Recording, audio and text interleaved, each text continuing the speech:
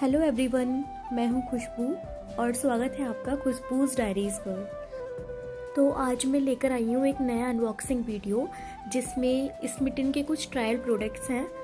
तो चलिए अब हम देखते हैं सारे प्रोडक्ट्स।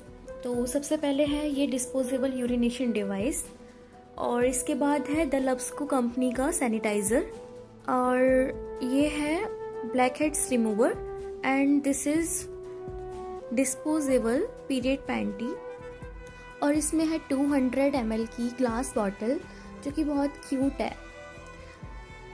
और ये है जस्ट हब का मैंगो बटर प्लस रिया स्टार्च प्लस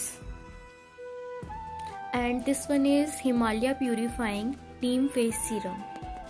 आज के लिए सिर्फ इतना ही, मिलते हैं फिर नेक्स्ट वीडियो में। Bye guys, take care.